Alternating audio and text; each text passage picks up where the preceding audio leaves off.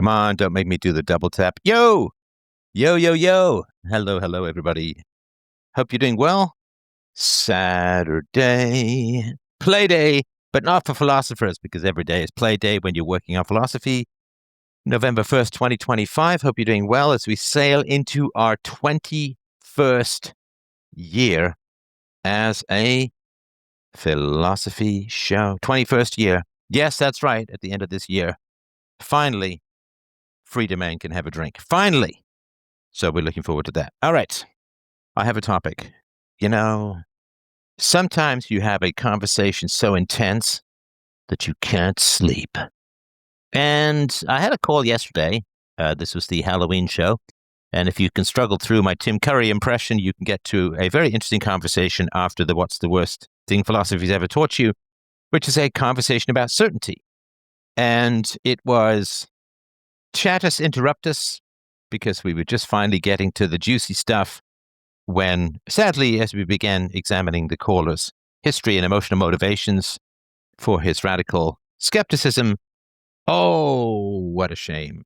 He just had to go. It was very unfortunate. The timing, of course, was tragic, not entirely unpredictable, but... And I've spent today going through in my mind how to deal with the problem of radical skepticism, which is a huge problem. Radical skepticism is a brain virus that turns the world over to evildoers. Evildoers are certain, sociopaths are certain, and if we cannot be certain, we lose. We lose everything. Honestly, we end up with holes in our heads plowed under in a ditch of totalitarianism. So it's a pretty big stakes that we've got going on here. So I have been racking my brain. I'm always looking for... Here's the thing. I know we've got a caller request. We'll get to that in a sec. Jeff, just hang tight, if you could, for a minute or two. I'll sort of tell you my sort of secret sauce. I always look for ways to approach a debate, especially a really essential debate, like the question of certainty, like absolute certainty, like no doubt, no hesitation, 100% certainty. I always try to come up with ways that do not rely upon the honesty or integrity of the other person.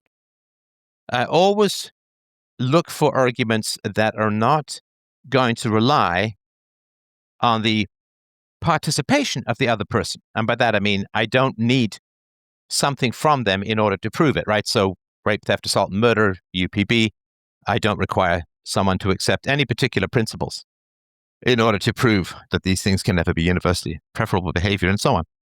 So that is the reality always of what it is that I'm looking for. So I'm going to talk about that. But first, we will get to our good friend. Well, I'm sure he'll be a good friend. Jeff, if you wanted to unmute, I'm all ears. If you'd like to help us out with your thoughts, let us spray syllables of rocketing wisdom across the world. If you want to unmute, just let me know what's on your mind. Yes, sir. Well, congratulations on now 2 decades of philosophical excellence. Thank you. And in keeping with that, I would like to know, have you thought about just looking back over the last 20 years, and would you care to share some thoughts on all of the young men and women that you've influenced, not just as parents, as you've said many times, but now who have gone into government service in the United States and other countries as well, but particularly the United States? And even as politics, I know, bores you, but I can't imagine how many thousands of young men, in particular, who are now serving in places of influence that have been influenced by Free Domain. I'd love to hear your thoughts on that. I appreciate that. And I'm always sort of cautious in terms of talking about my influence, because sometimes being a bit of a power behind the throne is a beneficial, or at least to some degree, a safer place to be. But yeah, there has been a lot of influence. There has been a lot of positive feedback. There have been a lot of changes. Honestly, hundreds of thousands of people are alive because of what it is that we do here as a community. Maybe I'm the figurehead dude, but sometimes it feels a little bit like being the ornament on the front of a car. But the community as a whole, I calculated my Taylor Swift tweet created 60,000 people. And I went through the sort of back of the napkin calculation. And these are important things to do. It's important for motivation. It's important to do these kinds of things if you're having any kind of public effect on the world or even your personal life. I went through all the millions of people who viewed that tweet and engaged with it. And I went through the number of women of a particular age who might have decided, like being maybe shocked that 90% of their eggs were gone by the time they were 30, 98% by the time they're 40, might have accelerated their desire to have children, right? Get that information out. And it's, honestly, like that's not even a complicated equation. People getting mad. It's weird that you're thinking about Taylor Swift's eggs, man. It's like, no, it's a convenient jumping point to get some basic biological facts across to people, because these biological facts are relentlessly hidden from the general population. There was a survey even of female doctors of all people, who had no particular clue about egg quality, egg number, geriatric pregnancy, risks of later in life pregnancies and so on. Just no real idea. And of course, you'll never see, like I went to go and see the movie One Battle After Another. I was just kind of curious. And it was very interesting. We can talk about that perhaps later if anybody's interested. But you'll never see a movie where there are two sisters. One sister has kids and is happy and positive and productive, and the other sister takes some lonely, bitter, sexaholic feminist travel route and ends up lonely, bitter, and alone. I mean, I read those books, but that's why they're not made into movies, because I'm trying to help people that way. So 60,000 people off one tweet. Honestly, it's probably close to 500,000 people, given my relentless focus on facts, reason, evidence, and pronatalism. Smart people hesitate to have children because they've been propagandized into thinking that having children is dumb work. Oh, you're just home wiping diapers and wiping drool and wiping applesauce off baby lips, and like they've kind of frightened smart people into being child averse.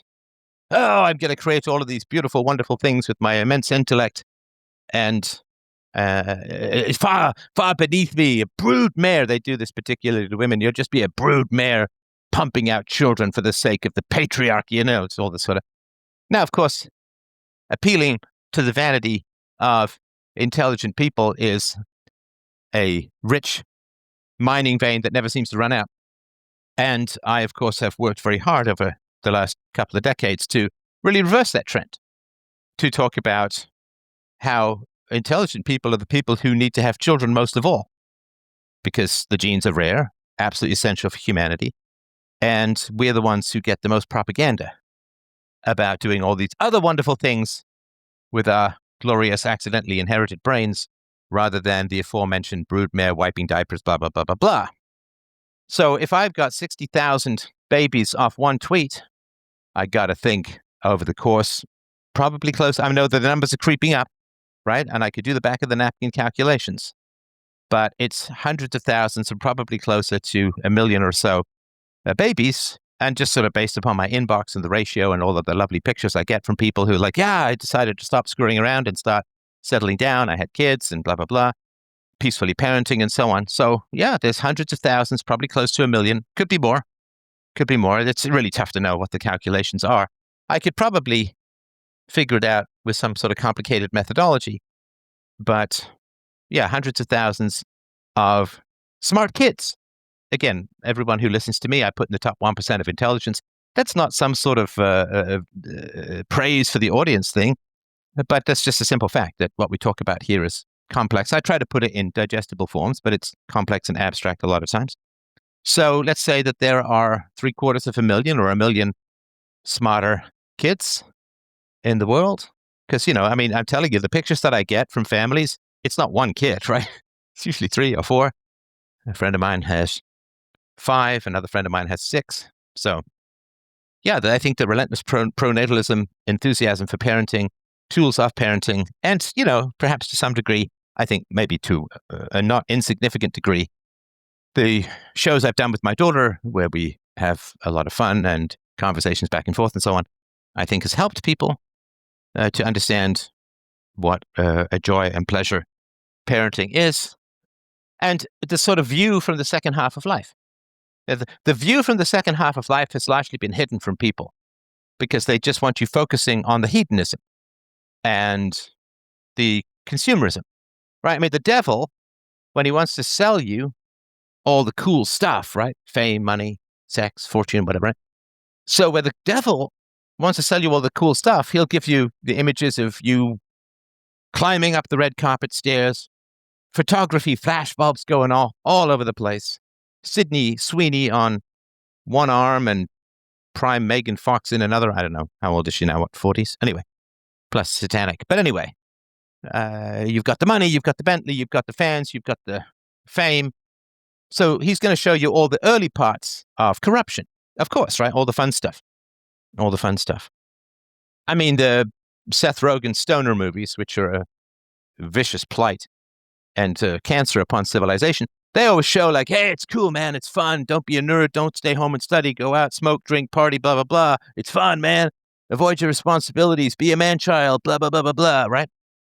And that's all caustic, civilizational attacks. But they don't show the super bad kids when they're 50, 60, 70, losers, alone, no money, no success, no family, no kids. They don't show any of that stuff.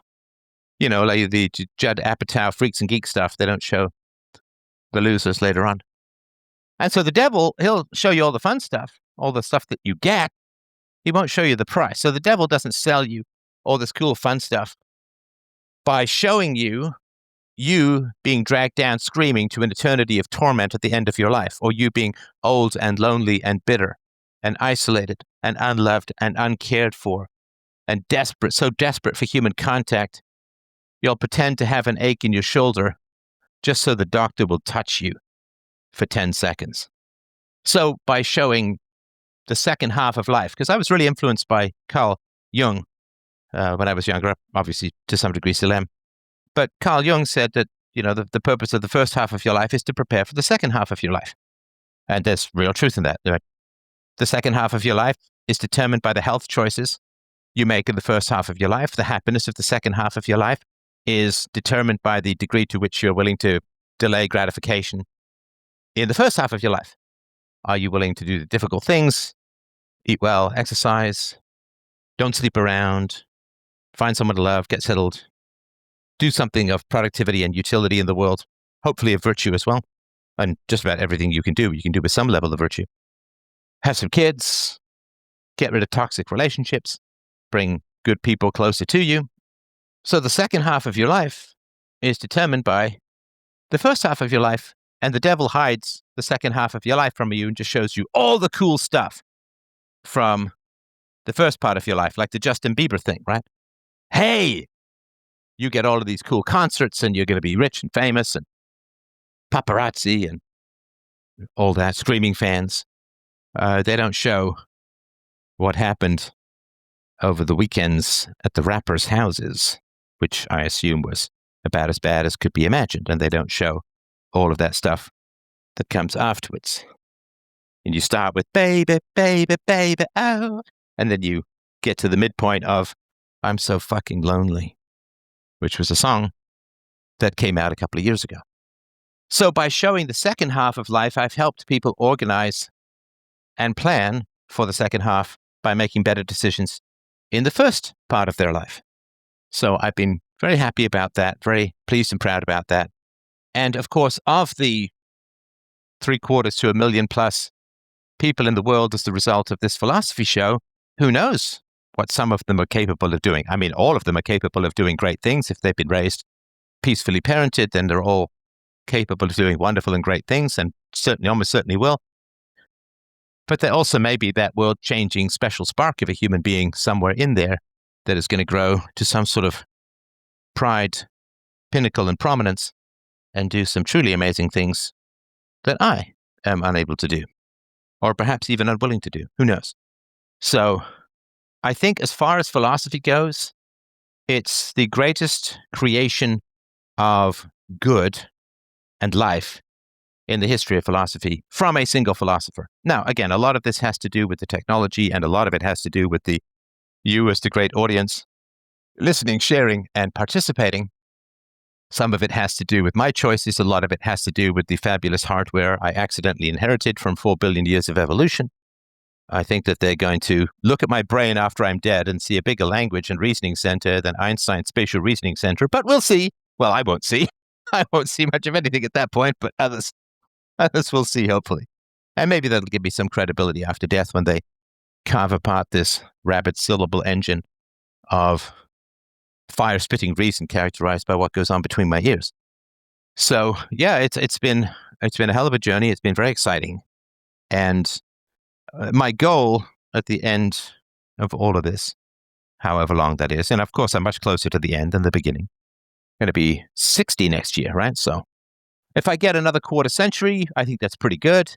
Hopefully for longer. You never know. You never know. But I don't think that any more particularly concentrated and single good has come out of any other philosophy conversation. I'm certain that no more philosophical problems have been solved than over the course of this last 20-year conversation. My aim and my goal is to wrestle, drag, kick, cajole, massage, and catapult philosophy from a state of pagan superstition of contradictory arguments to a core and clear set of certainties from which to build the reason and morality of the world going forward. That is the goal. I mentioned the other day, I have the biggest ambitions of anyone in history. Absolutely. Absolutely. Because I refuse to be bound by prejudging what I'm capable of. But that would be an act of vanity to say, I know. I mean, the unconscious has been clocked at 6,000 times faster than the conscious mind. So who am I to say what could go on down there that I can get out into the world? I aim to do to philosophy what the scientific method did to human knowledge in the physical realm. The scientific method, Baconian method onwards, organized and rationalized a objective, unbelievably valuable methodology for pursuing truth and validity in the realm of matter and energy, which is why we have this conversation, why you needed the scientific revolution before you could get the philosophical revolution, because science needed to create the technology to allow us to bypass gatekeeping and get philosophy into the minds and hearts and souls of the people without having to go through all the sophists who bar reason from the people for the sake of their own vanity and profit and enslavement to the powers that be. So I aim to bring genuine, empirical, validated answers to the great questions of love, of free will, simulation theory, particularly ethics, to metaphysics, epistemology, and politics, to have the answers and to have a robust methodology for moving forward. And things can go a lot faster than they did with the scientific revolution, which took 400 years plus. Well, I shouldn't say quite that long, but took 100 or 200 years to really begin bearing fruit. But I aim to bring to philosophy the same advancements that, say, Francis Bacon brought to our understanding of matter and energy, and to Gutenberg to our capacity to share arguments and information. And that is the goal. I have achieved a lot of it. There's still a lot more to go, and I will do it until my dying breath. And I thank you for the question. Jeff, is there anything else that you wanted to mention? Yes. One thing in particular I wanted to get your thoughts on, or just say thank you for this. The insights that you have brought to the philosophical discussion, particularly on the issue of the equal capability of maliciousness and evil in every human heart, whether it be male or female. Obviously, any honest woman will tell you, oh yeah, women can be very mean, very cruel. But, for just saying out loud what every honest woman knows, you have been pilloried for so many years. And when you look at guys now who are younger, it's much more acceptable to talk about the evil in every human heart, particularly the female heart today, and how women have their problems. But it wasn't that acceptable 10 years ago, and nowadays it's a much more low IQ discussion, and it's still not very much allowed. But I just want to thank you for having brought philosophy and reason and evidence and good arguments back in the day. Whereas now you got the young guys going around saying, "Oh, women are awful," and the young women saying, "All men are awful." But you actually brought some reason, evidence to the discussion, so that people who actually want to have a real discussion and not just trade insults are able to bring facts, reason, and evidence. Well, thank you. I mean, I want to empower women. I really do. I mean, I have massive love and respect for both my wife and my daughter, and of course, other women in my life. But I want to empower women. Women always say, "Well, we want to be empowered. We want to make a difference." It's like, okay, great. Well, the great challenge of the world is becoming moral, is spreading reason, virtue, values, and evidence to the general population. And if women have no capacity for evil, then women can never be empowered in spreading the pursuit of virtue. And women are fundamentally not human if they don't have the capacity for evil. And if women have the capacity for evil, then women turning away from evil towards good, particularly in the realm of raising children, is the biggest single advantage that we can have as a species in the vanquishing of evil and the promotion of virtue. So everybody loves responsibility in the abstract and often quails and recoils before it in reality. So when I say to women, you have the capacity for evil and you do a lot of evil, I'm giving them a massive amount that they can change to empower themselves and empower humanity in pursuit of virtue. But of course, when people recognize female evil, then women lose some of their privileged status. And they're ambivalent about that, right? You know, the Schrodinger's feminist, right? If she gets what she wants, she's empowered. If she doesn't get what she wants, she's a victim of someone else. So I think it's been really, really important. And I want women to be recognized as full participants in the great human experiment of consciousness, which means they're as capable of men as in the pursuit of evil. They are as capable of maliciousness. And of course, they have a lot more opportunity to act out maliciousness in secret because of their power and control over children, whether it's personally through motherhood or teachers or daycare workers and teachers and other kinds of educators. And I saw this when I was the only male in the daycare that I worked in, and saw a lot of female corruption in the pursuit of power and control. So I appreciate that. And that's a very good point. Thank you. Yes, sir. And thank you. And thank you. I'll pass it on to the next caller and just say I'm very thankful that I grew up in the era of Stefan Molyneux philosophy as opposed to Nick Fuentes' hot takes. I'll just say that. Well, thank you. I appreciate that. All right. Tim. Always think of Monty Python. I'm actually listening to John Cleese's autobiography at the moment in audiobook form. It's quite interesting. I'll probably wait till I'm done to give my thoughts, because it's both inspiring and also kind of heartbreaking. But anyway, Tim, if you wanted to share your thoughts, I'm happy to hear. I can't hear you yet. If you're talking, you might need to unmute. All right. He has come and gone. Let me just give a moment for anybody else who wants to jump in. I certainly have some thoughts, but I can do those in a solo show. All right. We'll try Tim again. See if he has any more luck. Tim, if you want to unmute. Hey, it's Time Lock. How's it going? Hi, how's it going? Oh, yeah, Timmy Lock. Timmy Lock. Okay. Yeah, Yeah, exactly. what's on your mind, my friend? Hey, I just had sort of a fun topic to bring up. You mentioned the other day about sports and how it's probably more beneficial for kids to learn how to self-officiate and work through conflicts like that. And I just wanted to posit the idea that the sport that most aligns with UPB and peaceful parenting would be ultimate Frisbee. Are you familiar at all? Ultimate Frisbee. Is that like Frisbee golf? No, it's more like soccer. So you play with a Frisbee and you throw it around like you would in a soccer field. The main thing is that you can't run with the disc. So once you catch it, you have to stop. So the unique thing about the rules is that there's no officials, there's no referees, and everything is self-officiated. So you have to, if someone follows you, you have to call that for yourself. And something that's built into the rules of the game is what happens if the other team disagrees.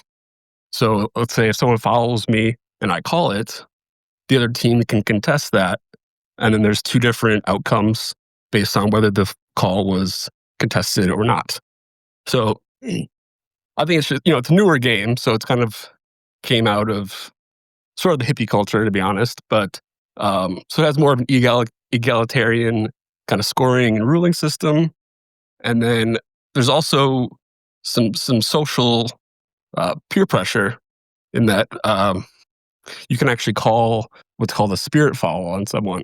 So if they're not playing by the rules or they're just being a jerk, you can call a spirit foul and get them removed from the game potentially. So, wow, that's very interesting. That's very interesting. And have you played for long? yeah, I played many years. I played on some pretty serious club teams back in like 2013, 2014. And I actually play disc golf more so now these days with getting a little older. But yeah, it's a great game. So disc golf is Frisbee golf, right? Yes, exactly. And that's where you throw the Frisbee, you try and get it in metal chain link baskets, right? Yes. Yes, And I played that. I remember playing that up north in a couple of years ago on a blisteringly hot day. Oh, yeah. Where it was like, I'm pretty sure we're going to make it to the end, but I'm not giving myself super great odds. For sure. Yeah, so Ultimate's really like a fun game, and I think it's a great game for kids to get into just because of the way you have to stand up for yourself in a lot of ways and call your own fouls, and so it's pretty interesting. It's sort of stupid, irrelevant facts about my life. I love Frisbee. I love throwy, catchy games. Yeah, you have those sort of half moon little throwers, and they've got a ball, and you throw it, and they kind of curve, and I absolutely love that stuff. My daughter, unfortunately, is a bit too old for it now, but we had a lot of fun with that when we were younger. I loved, Frisbee and the quad and university and Frisbee games as a whole. Just throwing and catching Frisbee, it's so zen, and especially if you get a big field and there's not a lot of wind, although, of course, you can do a lot of cool stuff with the wind. Like, you set it up at 30 degrees and the wind blows it back down, and you can get really precise with that stuff. So I am a huge fan of Frisbees. I have an embarrassing variety of Frisbees. I have a light-up Frisbee. Really? I would have had no idea. That's awesome. Yeah, I love Frisbee stuff, and that was one of the great things about... Unfortunately, my wife keeps hurting her thumb because she's not quite throwing it the right way. So, but my daughter was fantastic at it, and so... and even, like throwing it up 45 degrees against the wind and trying to get it to come back to you so you can catch it yourself. Like, just really cool stuff. And I'm a huge fan of Frisbee stuff and throwy, catchy stuff as a whole. So, it's interesting because, there's no other really sport where you're playing with a plastic toy either. Really, it's like you got a ball, you have like some sort of leather or something. And it's just a very new concept. You have this plastic disc. And then you open up, there's so much physics with centrifugal force and wind and all that. Yeah, it's amazing. It's a very delicate game because what's interesting is it's kind of like chess in that there's no dice rolls, but there's so many variables that it feels like it's almost random. So like trying to manage all the variables that you can't figure out, what exactly angle you're throwing it at, and whether the wind is going to puff up. One of the things I've always loved with Frisbee is, I'm sure you've done this, like you throw it directly into the wind and it goes up and down, and then trying to catch it at the other end is just, it's really neat. And of course, when I was younger, I would like get a Frisbee and then live in fear that, oh no, a roof, a tree, sudden gust of wind, it comes, it goes out into the lake, waiting for it to come back. But yeah, I'm a huge fan. Have you ever, do you know how to throw with your backhand, like a flick? Have you ever done that? Yes, I have done that. I also, and I haven't tried this in a while, but I was able to throw between, you leap up, you part your legs, and you throw under your groin from behind. Oh, that's some tricky stuff. Yeah, I was pretty good at that. And I did consider it a personal badge of honor or medal of honor that if I didn't physically permanently injure myself in catching the ball, I would do it. For sure. I would do it. You got to watch. For me, it's the ankles, rolling the ankles out there. But rolling the ankles, or being so focused on catching the Frisbee that you run into a pole or a wall or something like that. Yeah, and that's always I remember, I wasn't Frisbee, but I remember when I was a kid in school in England, maybe it was about 6. I was running to catch a ball, and I ran straight into a metal fence wall. And it's funny because I bled like a stuck pig, but it turned out that I had just cut myself. The bridge of the nose right below the brow is the thinnest skin on the body. And I just happened to I didn't break my nose or anything like that. And I didn't even need stitches. They just put tape on it. But I've never bled more in my life than that. And everyone thought it's like, oh, he's going to die. But no, it was just a nose bump. Just a nose bump. Good. That's good. Well, yeah, I think just any parents out there listening, great sport for your kids. Ultimate Frisbee. All you need is cleats and a bottle of water, and you're good to go. So And some check it out. reasonable people to play with, right? Yeah, yeah. And that's Exactly. good too. Yeah. And I would strongly urge parents, get your kids out there without supervision and with a bunch of other kids so that they can figure out how to play games where they can enforce their own rules. It's all about negotiation. One of the things that's just kind of happened as the dominoes is that, neighborhoods have become unsafe, too many parents working bedroom neighborhoods and so on. And so kids are just everywhere they go is structure. You got arcades, you go to Chuck E. Cheese, you go to, wherever you trampoline park or whatever, it's all structure. It's all structure. And what you want is your kids out there playing with other kids with no adults, no supervision, no structure. And wherever you can achieve that, you are doing great favors to your kids because, they're playing a game called Grounders where you have to sort of close your eyes at certain times. So it's sort of like Marco Polo, but at a playground. And, you see some kid who's got his eyes open and what do you do? How do you enforce the rules? It's a very interesting challenge. And I think some of the sort of more neurotic aspects of youth and childhood these days has a lot to do with the fact that kids just aren't out there imposing their will and enforcing their rules, not through any kind of force or appeal to external authority or having the server enforce the rules. The old issue with tag, hey, I touched you. No, well, I touched your shirt. Well, the shirt doesn't count. Well, you got to figure out how to negotiate those rules because a lot of relationships and work issues and so on. There's a reason why we play those games because it's how to negotiate rules without having to run to authority. But the government doesn't want you learning how to enforce rules without running to authority because then you might actually doubt the utility of the government as a necessary agent for the enforcement of social rules. So I appreciate that comment. Yeah, I'm glad to have talked about a particular obsession I've had for many years. That's awesome. Well, I think probably some of that comes out of the fact that they're just so glued to iPads and everything is on rails and there's no ambiguity and they're just so used to that kind of one-way interaction. Yeah, and that's why with my daughter, when we played this sort of heavily sanitized version of Dungeons and Dragons from when she was very little, she can do anything she wants, and a lot of it is negotiation. And so I think that's one of the reasons why she's popular, and she's very good at problem solving among kids. Do you guys play Catan too? Do you guys ever? Yes, yeah, oh yeah. We introduced by Catan some years ago, and we certainly play. We certainly when we have people over, we'll play the physical version, or we'll jump in sometimes to the online version. But yeah, Catan is a lot of fun. And but Catan, I mean, there's some negotiation in terms of trading. Yeah, there's a game I played, which I've been meaning to introduce to my family, called Diplomacy. My friends and I used to play that when I was in my teens, which is all about taking over the world through negotiation. And you can betray people, and you make and plans and all of that. And all of that was just a blast. I've also been meaning to get into an old game I played on my Atari 800 with friends way back in the day called Mule, M-U-L-E. And that's another game I was sort of meaning to get into, but I haven't. But yeah, Catan is cool. But again, it's one of these sort of structured, rules-based game, which is definitely fun, but doesn't have quite the same open-ended rules enforcement as just playing randomly is. So kind of a random question off that. Do you think there's any risk of introducing games where there's a lot of deception and that kind of thing to kids, or you think that's just kind of harmless fun? No, I think it's an essential skill. Fair enough. No, the ability to lie is not a skill that you want to leave your kids without, because deception is very important when it comes to fighting the bad guys. True. Like the Sun Tzu thing is that, all war is based upon deception. And you are going to have battles in your life. And it's going to be, hopefully, you're on the side of good. And I mean, I remember this from my business days. I won't bore everyone with the same stories again. But yeah, there are times in my business days where I was trying to do the right thing, really working hard to do the right thing.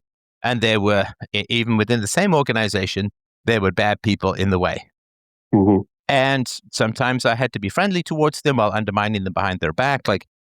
Because again, I treat people the best I can when I first meet them. After that, I treat them as they treat me. So if there's somebody who's really messing with me or with my department or my employees or my customers, then I have no moral obligations towards them.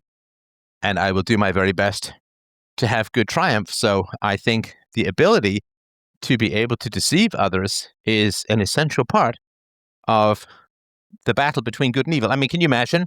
And I'm not saying you would say this. Imagine if the military training you took was always tell your enemy where your troops are. It wouldn't do very well. Always tell your enemy where your most vulnerable supply chains are. Always tell your enemy, right, where your weaknesses are.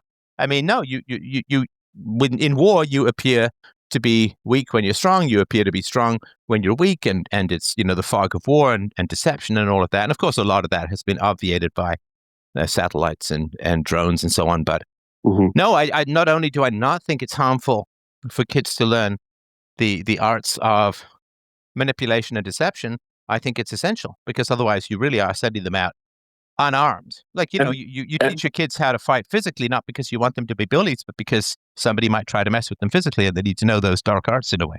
And they'd also be able to recognize when they're being deceived too. Then. Yes, I think that's very true. This sort of the naivety thing that I cannot touch the tools of evil is like, no, of course you can. I mean, of course you can. Otherwise, evil is the only one armed, and we all lose and die like dogs. So no, I think it's. I mean, you want to talk about the virtues and values and honesty and so on, but not as a sort of fixed absolute. As a sort of the difference between myself and a Christian. With a Christian, the rules are sort of a fixed absolute. But for me, it's like immorality is a relationship, in the same way that economics is a relationship, right? If you don't ship me the iPad, I'm not sending you the $500. I don't just send you the $500 regardless of what you do. If you ship me the iPad, I got to send you the $500 because you've earned my honesty and integrity. But if you're cheating me, I don't need to support you. And so, I think it is really important to be as wily as foxes and be prepared to fight. Because, of course, a lot of what I've done is to do with combat and spiritual combat, moral combat, philosophical combat. And I mean, obviously, I certainly find it most valuable because I am working in the realm of philosophy. But so to promote the truth, promote honesty, promote integrity. But I certainly would not want my children to have no idea how to be deceptive in the world, because you need to be able to see it, and therefore you should have experienced it. And there are times where it may be necessary in the pursuit of virtue. Interesting. I guess the last question then, and I've heard you mention it before, about poker. So I guess poker would kind of fall in that category of deception and knowledge. And I think you had some comment that it was basically just a test of who knows more, which is very true. There's a lot of studying involved that I play at a pretty high level. So is there anything not virtuous about poker, or how do you see it? Now, do you mean gambling for money? Yeah. Yeah, I'm not a fan. Well, let me just one caveat is that it is a game of skill. So just like investing in the stock market, you could call that gambling. If you're really good at poker. No, because investing in the stock market is giving people money to produce jobs and goods and services. That's not poker. Okay. Poker is just it's a net loss. Well, you're actually putting in equity into the pot. So instead of putting equity into a company, you're putting equity into the pot. Right. But there is no. So you and I are playing poker for $1,000, right? So one of us walks home, like we up the ante to $1,000, right?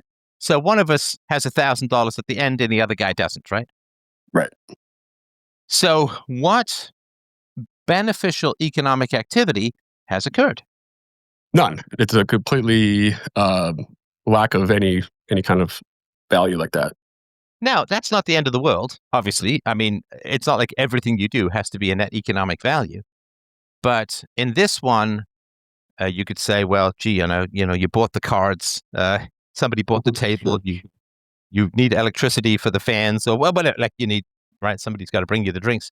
So there's certainly some economic activity, but it is a net negative. Now, I mean, if I go to a bar and sing karaoke, what is the what is the net positive? Well, obviously I brought glory and joy to everyone with my vocal stylings, but so it's not like everything has to be this sort of net economic winning or losing. I mean, if I sit down and play Catan, then usually that's fun. And usually, the board games are a great way to get people to get together and just chat about stuff as well, right? Mm-hmm. But with poker, if you're playing for fun, whatever, or playing sort of penny ante poker or nickel and dime poker, I guess nobody has so many pennies anymore, but then it's fun, sort of friends getting together. But in terms of making money from poker, it is, it's not immoral, obviously. It's not like you're stealing. Sure. Not forcing. There's a sort of edge of fraud. What is it? A ringer where you pretend to be bad and then. Well, yeah, but that's just deception, right? I mean, that's pure. If you're a good player, you want to act like you're bad. Right. But if somebody is new to the game, and you know that there's a vast skill difference, when does it become wrong? I want to become taking advantage. Well, I think the one thing would be that the player that doesn't know how to play wouldn't be playing in a game with very good players. It wouldn't be, because the blinds would be much higher, right? So you would play at the level that you're at. Okay, yeah, that's fair. There should be some filter mechanism, like a ranking system or something like seeding in tennis or something like that. Yeah. So listen, it's not immoral at all, right? It's voluntary, and there is, of course, a deception, but that's part of the game. That's in chess as well. You say, "Oh, I'm making a move over here," when you're actually trying to distract from what you're doing on the other side of the board. So there is all of that deception. So I have no problem. I have no problem with any of that sort of stuff. I think, and if it's not much money involved, that's fine. It's sort of recreational.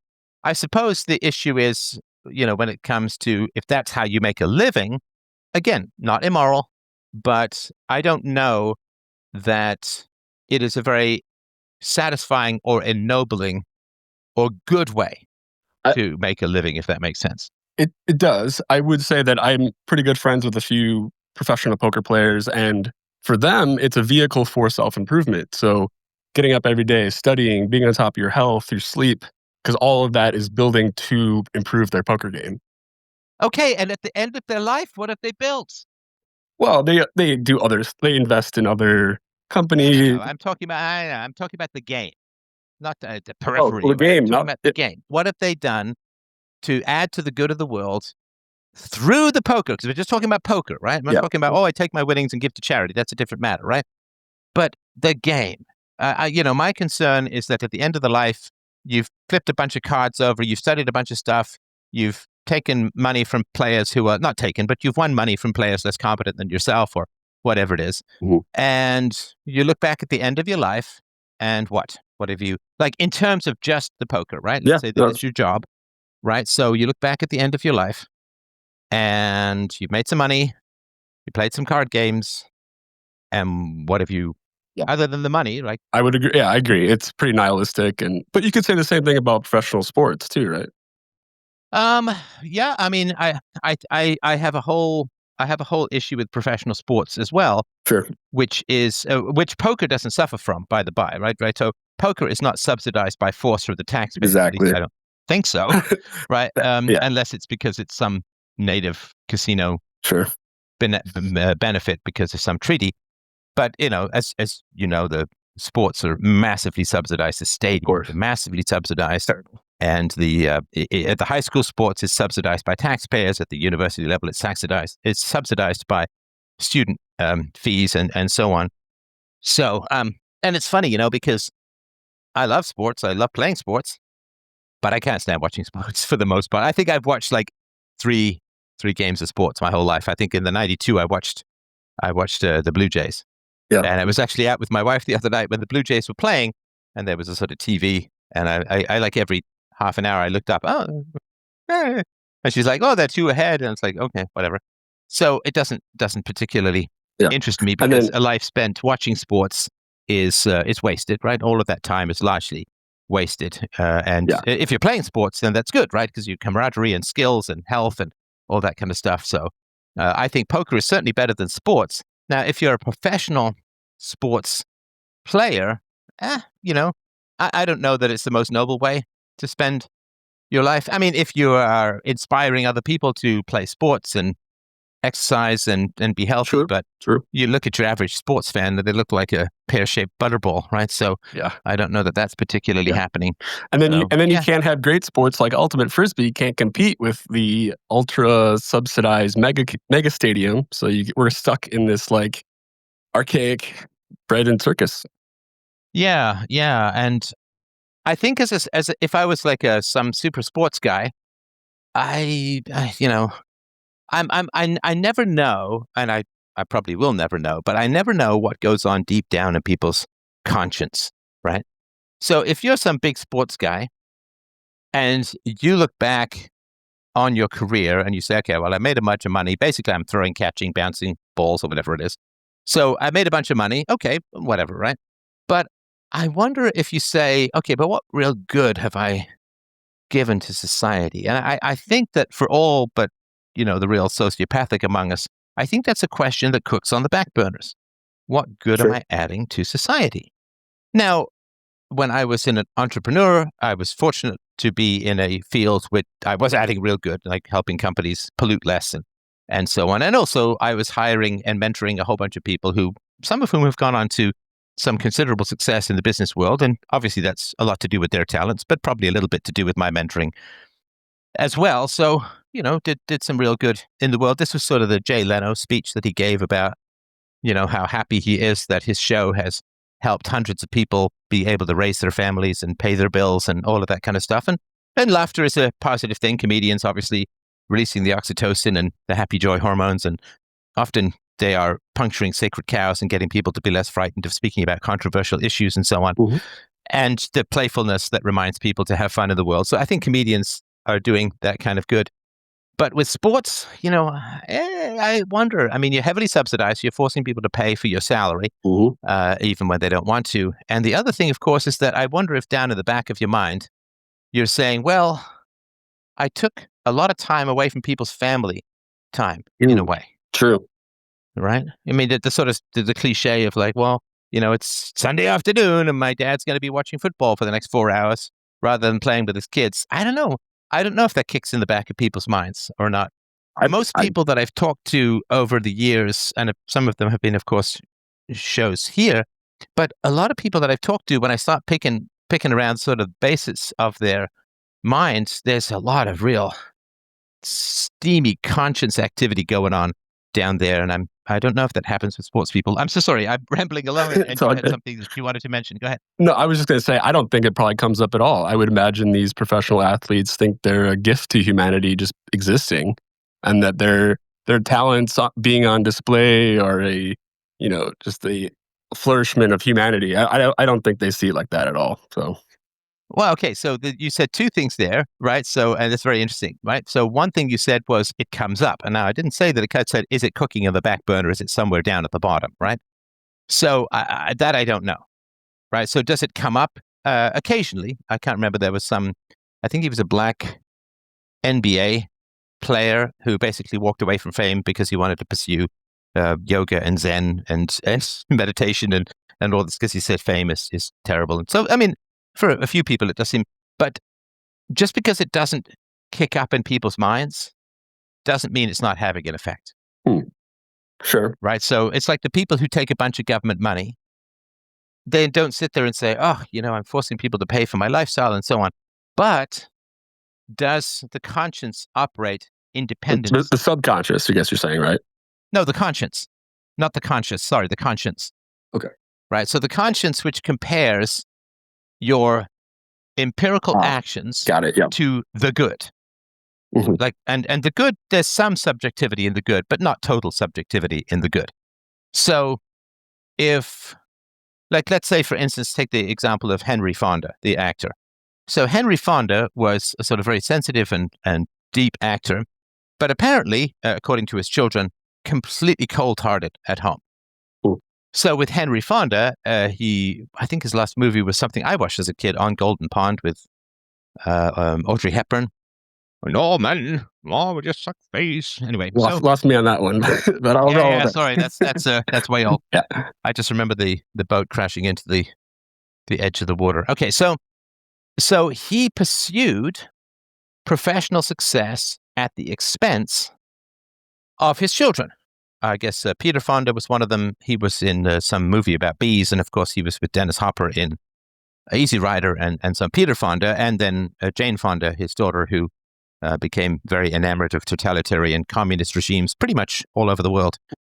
and was kind of a traitor in many ways, in my view. But so he pursued professional success, off acting all the time, and neglected and ignored his family. And that's not great. Of course. And did it have an effect on him, whether he acknowledged it or not? Right. So in other words, if you don't really think that smoking is bad for you, but you smoke a bunch, it has an effect on your lungs, whether or not you think it's bad for you. Right. Sure. And this is always the question, and I don't know the answer, and maybe at some point brain scans will tell us. I think that people's relationship to UPB shows up because UPB provokes the conscience. UPB reflects our conscience, because UPB is that morality is universal, objective, and independent of our wishes and preferences. And so our conscience is what measures our actions empirically and compares them to the good. Right. And so if you're a Christian and you believe that you must love your enemies, and then you rail against and hate your enemies, if you're a Christian and believe that you must forgive those who seek restitution, or who give restitution and apologize, but you don't, right? What happens when your actions go against the good? So do you think that ever has a physical effect on a person, or is this just psychological? Yeah, I agree. No, physical for sure. So, and like, do you believe in like the I don't know how to even say it. Physiognomy. Yeah. Do you think that plays an effect? And like, if your conscience I wouldn't say it doesn't change the shape of your nose. Well, some people think it does. I mean, because over a decade or two, that can kind of shape your manifestation of your physical form, perhaps. Well, I agree with that, right? So, so for instance, you can, if you're living a kind of scummy, scurvy, manipulative life, I think that has an effect on your posture. Sure, absolutely. And apparently whether your hands are up together or something, I don't know, right? But it has an effect on your posture. It has an effect on your eye contact. If you are unpopular because you're doing bad things, you're less likely to be invited to backyard barbecues, to sports, to picnics, to hikes. So you probably spend less time outside. That's going to have an effect on your skin. It's going to have an effect on your health. Vitamin D level, perhaps. Vitamin D levels. If, of course, you are living a life of cheating and blowback or potential blowback, your stress levels are going to be higher. And with your stress levels being higher, cortisol. You might either be overeating or undereating. Yeah, the cortisol, the adrenaline dumps, and you're going to feel kind of shifty. Again, you're going to have difficulty making eye contact, and you are going to know that people out there kind of hate you and want vengeance, and so you're going to be a little bit more jumpy. The lack of sleep is going to have particular effects on your entire health system, and so on. So I don't necessarily believe that like everyone gets the face that they deserve, because it doesn't change your skull structure, and so on. But it certainly does, or it doesn't change your eye color. But this Jennifer Welch woman, I don't know if you've been following this at all. She just unloaded a torrent of just satanic verbal abuse on Riley Gaines and so on, while accusing Riley Gaines of being so full of hate. And, that's a sort of, it looks like she's had some buccal fat removal, or she's got these holes in her cheeks that look completely bizarre. And, the sort of twisted mouth and this sort of contemptuous sneer of a face and so on. And, the woman had children with a kind of a raging addict. So not a great life as a whole. So, but she's not an unattractive woman. She's got a particular kind of middle class, vengeful Karen look that I guess she's got nice hair and so on. But, the sort of freeze frame of her, with the sneering and the hostility and the contempt and so on. Yeah, that's pretty negative. That's pretty negative. Yeah. So I do think that you can, as people age, for sure, you can certainly judge them to some degree. It's sort of a first pass judgment on how they carry themselves. People with a good conscience, they tend to, walk somewhat tall. They tend to be, pretty healthy as a whole. They tend to have good social relationships, and that takes, good social relationships take a lot of the buffer off the stresses of life, right? I mean, being solitary is the equivalent of smoking about 15 cigarettes a day. It's pretty bad for you as a whole, because we're social animals, right? Right. So I do think that you can judge people to some degree by how they carry themselves. But of course, the challenge is that people who are good at conning will imitate, right? They will study people with a good conscience and imitate their gait and walk and try and camouflage themselves that way. So it's not a very certain thing. Back to poker. Back to this. Yeah, back to poker. And also people who've been ground down by abusive parents will have all of the markers of furtive and untrustworthy people, but that's not their fault, especially when they're young, because that's just how they happen to get ground down by their parents if their parents were bad. So it's not, and certainly as you get older in life, it tends to become more reliable. But that is certainly that's I do look at the physiognomy of people. There's a reason why we find certain, like, nobody finds the hunched over guy with bad skin and dark circles under his eyes. Nobody finds that attractive, and I think that's because it does give a certain sort of skeevy nature. Like what was it? The movie Fast Times at Ridgemont High. There was the guy who was the scalper who just had this whole skeevy air to him. And so, I'm sorry, this is again sort of out of your generation, but I do think, and I don't know. Every time I've probed people about their conscience, whether it's in person, privately, or on the show, there's something really churning down there.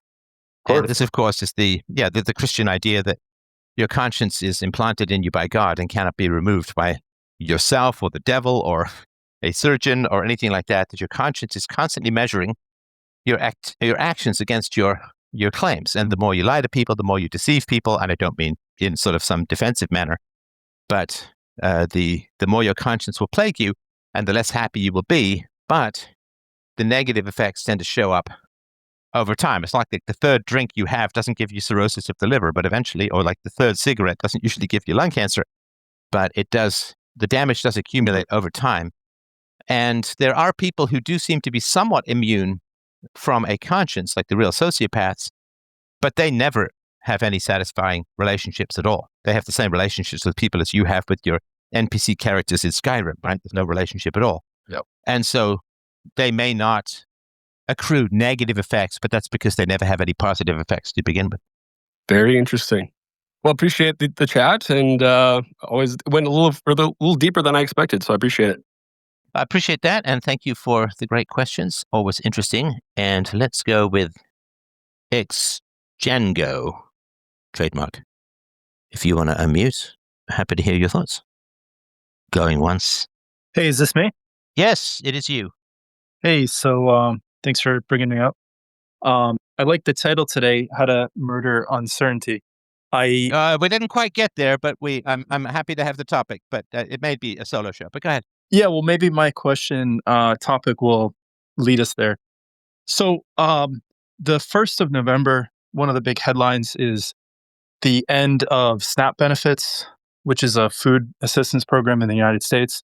The Supplemental Nutritional Assistance Plan, if I remember rightly. That's right. Yeah. And, I think sometimes there's this polemic that you either have communism or complete anarchism, where people are left to fend for themselves. And so the first kind of topic I was hoping you could touch on. Hang on.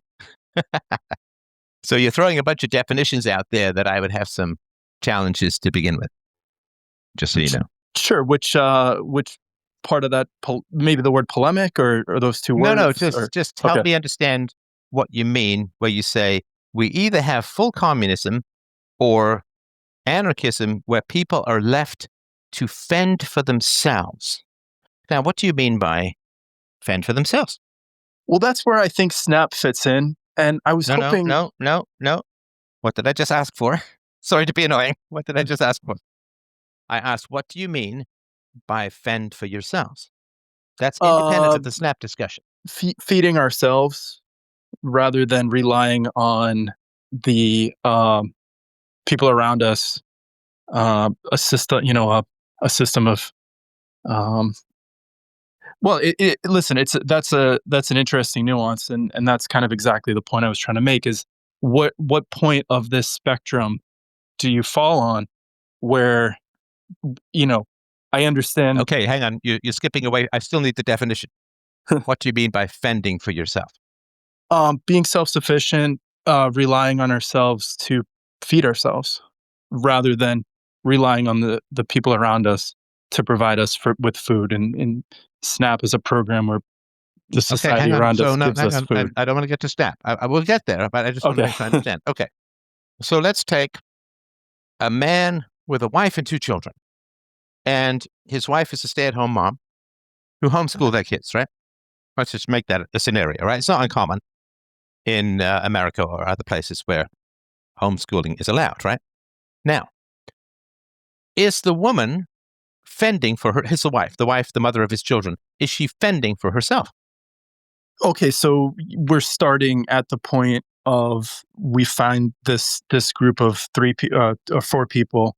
So you're questioning whether or not at this point in time are they fending, or is one of those 4 people fending for themselves at this point in time? I'm sorry, I'm not sure why you're just repeating my question. I mean, maybe you have an answer, maybe you don't, but I don't think repeating the question adds much. Well, I added this point in time because there's obviously they got to this family Okay, of situation course. through I said participation homeschooling. She's in a got kids, larger so of society. course, everything is at this point in time. I'm not saying for eternity. I'm not saying when she was 2 years old, right? So let's say you've got a husband, he's got a wife, and she's at home, and she's raising his children. And is she fending for herself? And I don't mean this in any combative way. I'm just genuinely curious what you mean. What do you mean by fending for yourself? Does that include, is that someone who's fending, is she fending for herself? She's working together with her husband and whoever her husband trades with in order to provide food for their kids. Is she fending for herself? Sorry, I don't know if I could keep asking the question. I don't mean to be rude, but I'm not sure what. Okay, let me put it to you this way. Is she providing her own income? She is not providing, like in terms of income on a market structure denominated in some sort of currency. No, she's not. In this Okay, example, so she doesn't have a providing. job that she gets paid by someone external, right? Right. Okay. So who is buying her food? The husband is I'm assuming these people Who's aren't paying raising for the their own let's food. say? She might. Right. Sorry, I Yeah. was unclear. Yeah, who's paying for the food? Well, again, assuming they participate in some sort of an economy where they buy food at a grocery store, then Okay, I don't want to. they're Let's not trading. overcomplicate it. Let's not overcomplicate it, please, for the love of God, right? So, who pays for her food? The currency that the husband earns in this market. Okay, the currency doesn't pay participates in. for anything. Who's paying for her food? The husband, right? Husband goes to work. I don't know. Have you ever been are you married? Do you have kids? One of those 2. Yes, I'm married. Okay, you're married. All right. And does your wife work? We both work. Okay. All right. So, do you want to have kids? Yeah, we have one on the way. Oh, congratulations. How lovely. Okay. Is your wife going to stay home? We're both self-employed, so we kind of already work from home. But yeah, I mean, she'll probably. Oh, yeah, but she's going to have a baby. Yeah. So the baby's going to take up quite a bit of time, right? Exactly. Okay. So she's probably going to move to part-time. Oh, she's certainly not going to be working 40 or 50 hours. Like, I'm going to tell you, I've been a stay-at-home dad. It's a fantasy to think that you can work as much as you did when you have a baby in the house. Right. Okay. So let's just say, for the sake of argument, your wife quits. She no longer earns an income. And so you would be responsible for paying the bills, right? That's right. Okay. Is she fending for herself? She is supporting me, and together we are feeding our child and ourselves. No. You are paying for the income. You are paying you are paying the bills. Mhm. Is she fending for herself? Like, if she's out there alone, she's not married, she doesn't have kids, then she's fending for herself if she has a job, right? Mhm. If she's getting her money from you in return for the great service of running the household and raising the children and all of that, she's not fending for herself in the same way as if she's single and paying all her own bills, right? Okay. No, sorry, I'm not sure if that's an agreement or not. Yeah, I'm not no, trying to trap this you is or corner exactly you. I'm just this trying is this is the topic, because this is kind of the topic of discussion. I was curious, at what point of these kinds of programs do you No, support? hang on. I'm sorry. I'm still trying to keep you on the train track of the conversation to some degree. So, if your wife is accepting money from you, you're paying the bills, and she's staying home raising the babies. She's not making money, and she is accepting your income to pay the bill. So she's not fending for herself in the same way that she would be if she was single and working to pay her own bills, right? Okay. Sorry, I'm not sure if okay means you agree or you've just heard the words. Nodding that I'm following you. Yep. Yes. Do you agree? That she's no longer paying the bills that she was before when she was earning cash income. Yeah, that's right. Mm-hmm. Okay. Are your children fending for themselves? They are not. They are reliant on me. Now, if you have a society with the requisite 2.1 children per family birth rate, right? The 0.1 for people who don't make it to adulthood and reproduce. So let's just say you have a traditional family structure where the husband is making the money and you've got a wife and you've got 2.1 children, right? Okay. So 3/4 of the people in that society are not fending for themselves. Okay. Does that make sense? Yeah, I'd agree. Okay. So when you say people fending for themselves, when in a normal society, the vast majority of people are not fending for themselves, that's why I was a little confused. No, and You say, actually, well, I it's really either like. communism or people are just fending for themselves when wives, mothers, and children don't fend for themselves. The old people generally don't fend for themselves, right? They Exactly. live off Yeah. their No, I savings really and so on, like. right? Yeah, I like how you took it backwards a little bit Yeah. before those assumptions were made. I like that. Okay, so most people don't fend for themselves in a free society. Okay. Agree. So when you said it's either communism or everyone's fending for themselves, I would have issue with that because in a functional society, most people don't fend for themselves. The women and the mothers rely upon the labor of the father to produce the family income. Right. And children don't just pop up out of nowhere. Right. Agreed. When you're going through this whole process right now, right? So yes, they don't pop up nowhere. Okay, so I think it's a false dichotomy to say you either have communism or a society where everyone fends for themselves. Because if you have a society that's functional, 3/4 of the people or more don't fend for themselves And I would for agree significant periods of their lives. And I would agree it's a false dichotomy that I threw out to try to tease out your opinion about how much support is warranted versus no support at all. Food versus, possibly more than just food. Sorry, how much support is warranted? Okay, so tell me what you mean, and I'm sorry to be pedantic, but I think it's important. Tell me what you mean by support.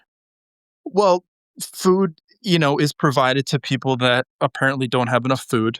And so I'm curious how you approach, analyzing that. Because it seems like it's Okay. part No, of this sort of slippery I'm so slope. sorry. Go ahead. I had long Yeah. speeches. You finish your thought. Sorry. No, I apologize if I'm jumping in too quickly as well, but I just think there's a slippery slope of, accelerating need-based dependency. And then there's also a degree to which emergency relief for people that are caught in a tricky situation that aren't able to provide food. And so how do we approach that sort of, curving level of support where a little bit seems helpful in an emergency, but too much creates dependency? Yeah, it's a great question. I believe, and obviously I'm open to correction and on this, but I generally believe that charity is one of the most perfect examples of what's called the Aristotelian mean. The Aristotelian mean says a balance between two extremes is good. If you don't have any courage, you're a coward. Mm. If you have too much courage, you're foolhardy. Mm. And if you eat too little, you starve to death. If you eat too much, you get fat and get sick and die. And so if you don't exercise at all, then you're weak and your bones are brittle. If you exercise too much, you get injured all the time. So this Aristotelian mean, we kind of want to walk the straight and narrow. Now, certainly there are people who need our help and support within society. And so a deficiency of charity, I think, would be cruel. But an excess of charity breeds the aforementioned dependence and poor decision-making. Does that make sense?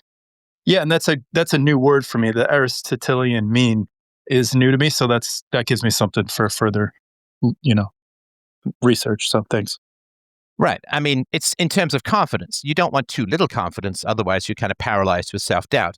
but you also don't want too much confidence and think you can do everything without training, right? So I could fly this plane. I could do an appendicitis with a spork, right? So confidence and a lot of the aesthetic attitudes towards life fall into the It doesn't mean good and evil, right? You don't want a balance between not murdering people and murdering people. Somewhere in the middle. No, the good and evil is a different matter, but charity is not a matter of good and evil when it's voluntary, right? Mm-hmm. Now, tell me if you can, just so I know whether we're talking theoretically or not, what have your experiences been in giving money to people in need?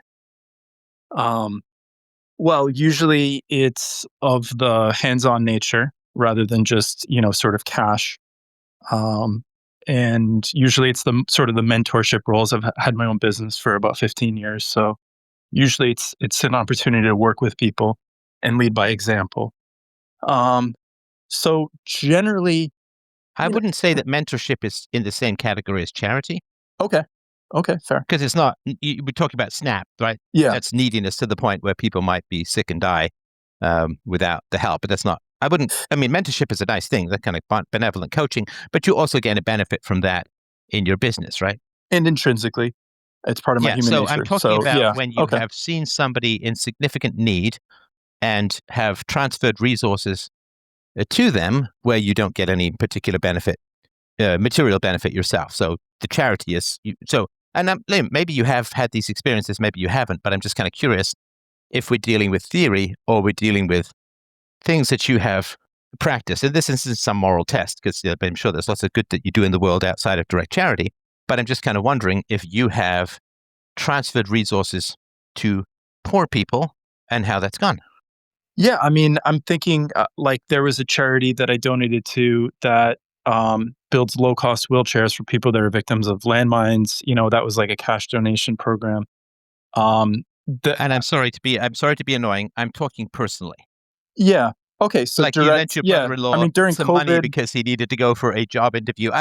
Because giving money to charity is fine, but I'm just talking about personal experience that you've had with helping people by giving money or resources. Yeah, the last time was during COVID. I remember donating, bringing food to somebody that wasn't working. I knew that he probably didn't have a lot of cash because he wasn't working at that time. So I remember delivering, a number of groceries to this person's house without even being asked about it.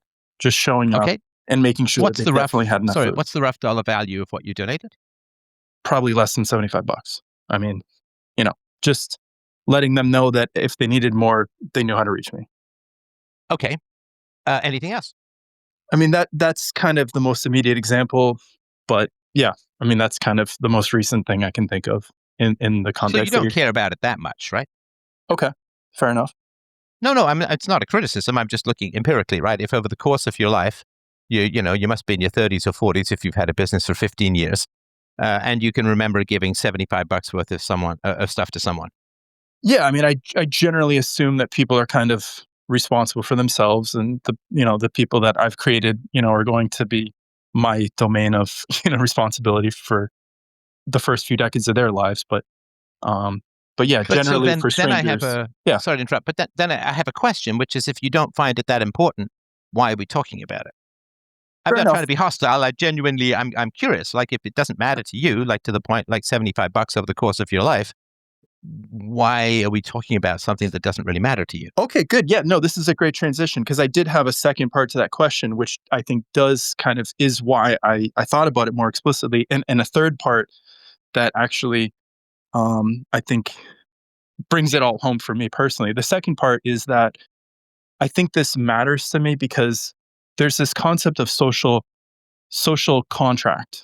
And I don't remember ever signing an explicit social contract. I know there's an implicit social contract, but never. No, there's not. No, there's not. No, social contract is just something that people make up so that they can make you believe you have some sort of obligation in terms of giving up money against your will. There's no such thing as an implicit contract.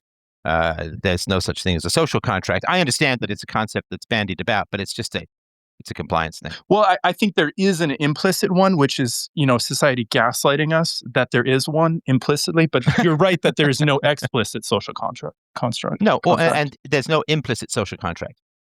Well, I would Like argue that your average person you believes can't that go there's to a social you can't go contract, to a, therefore hang there on. is implicitly You one. can't go to a car dealership and then be forced to buy a car because there's an implicit contract. Well, that's why I'm saying that's the definition of implicit. There's an implicit Well, it social just means contract, and that's invalid. why we're Let's distinguishing not it. say it's implicit. It's Yeah. invalid. It's Exactly. just propaganda. Exactly. Okay, but let's go on with the so why does it matter to you why does it matter to you theoretically if it doesn't matter to you materially? Well, because it's one of the ways that society has gaslighted us. So to me, Okay, so I'm sorry, I'm really confused now. So we're talking about it because society gaslights us. But you brought up all of this SNAP and helping the poor. Aren't you kind of gaslighting me now? Okay, maybe I'll have to reflect on that. No, again, it's not a hostile statement. I'm just like, because if you say, well, we got to help the poor and this is really important, and it's like $75, and I'm not criticizing that. I mean, listen, you helped the poor by creating jobs and creating something that people want to spend their money on, and thereby motivating them to want to work harder to earn that money to trade with me. Well, so that's what I say to people on Twitter, right? So you've run your own business for 15 years. And by the way, congratulations, because that is a hard thing to do. And that is a big challenge. And those of you who don't know, most businesses fail within the first couple of years. So you've kept something and you've hired people and you paid them. And by hiring people, you've also raised the wages of everyone else because you've taken some people out of the supply and demand curve of wages. So you have incrementally raised the wages even of people you haven't hired. And so in terms of like practical effects, in terms of actually helping the poor, right? So all these people are like, oh, I want to help the poor. It's like, we'll start a business and hire them. Yeah, I 100% agree with you. Yeah, so okay, let me get to the third part then. Hang on, but we're talking about charity here. Okay. Because SNAP is not hiring, right? SNAP is direct transfer. And now people say, well, but it's not money directly. But of course, as we know, people take their SNAP food and they sell it. And they generate cash that way. Of course, not everyone, but a lot. So we're back to the question of charity. Now, charity should not be enforced, right? It's good for society to have children, but that doesn't mean you can rape women, right? And it's good for society to help each other. That doesn't mean you can point a gun to people's heads and force them to help others, right? Right. And the welfare state as it's currently constituted is coercive, right? It's not optional. Right. And it's also not even paid for by the taxpayers to a large degree, because if it was, there wouldn't be deficits and debt and unfunded liabilities, right? Right. So it is predatory and coercive, and everything that is coercive corrupts, right? Right. And so the sort of SNAP stuff, the issue is that, of course, the spending on SNAP has doubled just in America in the last sort of 4 or 5 years, which is crazy, of course, right? But if you give people free food, the average person who's on SNAP is obese. Mm-hmm. I did read that is true. Yeah, whether that's correlation or causation, we can sort of, but it certainly is a fact that they're certainly getting more food than they need. Not even just to survive, but they're getting more food than is healthy. They're getting more food than is healthy because they're obese. And so when it comes to charity, I do think that people should be helped, but it is a very delicate operation. And I won't get into all of the history of me giving direct money to people, but over the course of this show, I've given a fair amount of money to people who need it. There was a young man who needed it because he was going to get evicted and he was about to get a job. I gave him a bunch of money, and then he ended up getting fired because he was up all night playing video games, which I did not consider a very good use of my money. I've given a lot of money to people who are in need of it because they can't afford therapy, but they really need therapy. And I have no way of tracking. I don't demand receipts or anything like that. But in general, I hope that they're spending the money on therapy, right? I'm not paying the therapist directly, but I generally hope that that's been the case. I don't have any way of confirming that, but it takes a special kind of person to cheat a philosopher who's giving money for them to go to therapy. So I don't think that's my listenership as a whole. I'm sure that they did the right thing with the money. I gave a huge amount of money over the years to my mother. My mother then took that money and used it to pursue people legally who I did not think were in the wrong. So I had stopped doing that because I was enabling negative or destructive behavior, in my view, and that was a negative. Mhm. I have helped friends out with loans over the course of my life. I would say it's about 50-50 in terms of the loan getting repaid or the friend just becoming somebody who dodges you. Okay. And to be fair, I've also borrowed money from friends from time to time over the years when I was younger. And I've always paid that back and tried not to avoid, but said, here's what's happening and here's how I'm going to pay you back and here's why, when. So helping people is a big challenge. It's a big, big challenge. It is a very delicate operation. To me, helping people is more complicated than open heart surgery. Yeah. Right? Because you want to help them enough that they get back on their feet. But there's two other factors. The obvious one, which is you don't want to help them too much that you reduce their motivation, right? If you give somebody $50,000 a month for being unemployed, they ain't getting a job, right? Well, that person still had motivation to play video games, but right, like healthy motivations for parts of their life that probably. Yeah, let's not slice and dice this to atoms, right? But yeah, so it's going to kill their motivation to get work if you give them a bunch of stuff for free. A woman who can't feed her children, it's good to receive assistance because it's not the child's fault that she's unable to feed them. But if you give, and of course, women who have more children should get more help because they have more mouths to feed. On the other hand, if you give women money for every child they have an incentive to have a bunch of kids with no father. Mhm. As you know, the welfare state this is sort of identified in the Patrick Moynihan report in the 60s, but the welfare state had a problem in that a woman would claim to be without a provider, without a husband or a boyfriend, or the father of their children was not providing, so she'd get a bunch of welfare. And then they would find out, lo and behold, that the man was living there and working. Mhm. So then they had to play this game of cat and mouse, wherein the man was not allowed to live with the woman. And that was a requirement for her getting welfare was for them. And so basically they literally drove the man out of the home. Yeah. And when you drive the man out of the home, girls who grew up without father figures tend to be much more promiscuous, tend to have out of wedlock births at a far higher rate. And so you're just perpetuating and keeping the cycle going and making it worse. And now in America, there's like 3 or 4 generations of people who've never been anywhere near a job application.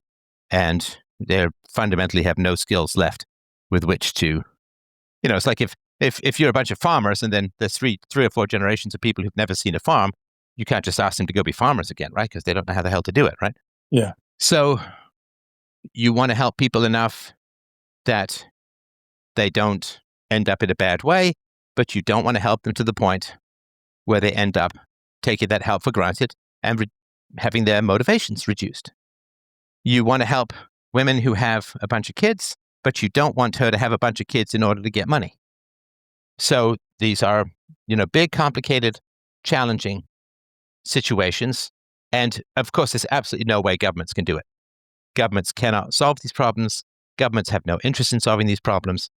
And governments, of course, get money by not solving these problems, right? I mean, the last thing that the Department of Welfare or the last thing that the managers of the welfare state want to do is get everyone off poverty, because then they've got no jobs to go to the next day, right? So yeah, I mean that seems, when you sort of portray government as a unified sort of logic, that seems a little hard to follow. But yeah, I mean, I sort of see where you're coming from. But yeah, I think institutions have their own logic outside of individual decision makers. But well, do people who get paid to help the poor have a foundational incentive to eliminate poverty? Well, we're also not measuring them on this sort of strategic thinking. We're actually just operationalizing their poverty reduction, and therefore they're never going to win. So yeah, I would say. Right. Now, it's a little bit different with private charities. So I give to private charities that have a proven record of eliminating some of the problems that they're trying to manage. So I don't want to give money to a charity that just pays people who are on drugs. I want to give money to a charity that has a proven record of getting people off drugs. Mhm. Does that make sense? Yeah. Now, there's no way that in the abstract, in the general, and in the universal, that any individual can look at an aggregate of poor people and know who to help. Because there's a bell curve of some people, no matter how much you help them, they won't work. No matter how little or how much you help them, they just won't work. There are some people who will figure it out themselves and you don't need to give them a penny. And then there's some people in the middle where help will change things. Does that make sense? Mhm. So if you've got, 10,000 people who are, and of course, everybody wants to appear in the middle. Mhm. So the people Yeah. who have no intention of getting jobs really want to camouflage themselves as people who will get a job, but only if they're helped. Right. So most people don't want to say, you don't need to help me, I'm going to figure it out on my own if there's free money to be had. There'll be some, but we're talking about the aggregate, the general. Mhm. So the problem is that it's a game of cat and mouse for the most part, for the majority of people.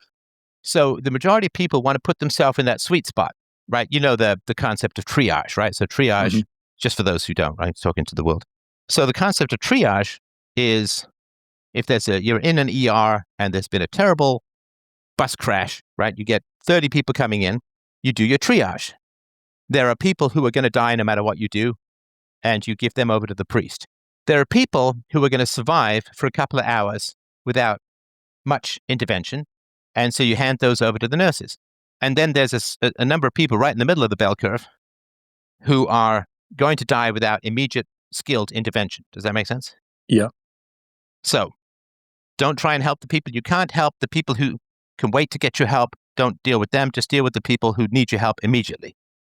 Now, the problem is that you want to give your money to the poor who are going to most benefit from that money. Sorry, that's kind of circular, right? And how you know they're going to most benefit from that money is they will get a job if they have money. Now, if they're going to get a job without money, you don't need to help them. If they're not going to get a job, even if you give them money, you may need some other solution, but giving them money isn't the answer, right? Okay. So you want to give money to people who really need that money so that they can become self-sufficient. Right. So in terms of treating people who've got a drug addiction, there are some people who are never going to get off the drugs. And really, what's the point of trying to get them into rehab? And you're just taking away space from people who will get off the drugs. So there are some people who are not going to get off the drugs. Sending them to rehab is a bad idea. You may need some other intervention, but rehab is not the way to go. Does that make sense? Sure. Yeah. Yeah. Hang on. So last bit. But there are people who will get off drugs on their own. Right? Most people deal with their addictions on their own. And so you don't need to send them to rehab because they're going to kick the drugs on their own. So the rehab slots should be reserved for those who will only get off the drugs if they go to rehab. They need the rehab to get off the drugs. That's where you want to send the addicts, right? Because the people who aren't going to get off the drugs no matter what are just taking up space in rehab. And the people who are going to cure themselves no matter what, or get off the drugs no matter what, you don't need to send them to rehab. So rehab is just for those who can only get off the drugs with rehab. Can we sort of agree on that? Sure. Now, how could you possibly know that? Because everyone is going to be, or most people are going to be pretending they're in that middle category. So the people who aren't going to get off drugs will absolutely swear up and down, blue in the face, that they will get off drugs, but they desperately need rehab, man. Whereas, a lot of the people who could get off drugs on their own will prefer going to rehab because it's, free food, a nice environment, you get counseling, and you got a social life, and right. So everyone is going to pretend to be in that middle category of people who can only get off drugs if they go to rehab. Does that make sense? Sure. So how do you solve that? There's no answer to that other than deep personal knowledge. You have to have somebody who's dealt with all these people before, who's got their number, who knows what they're all about.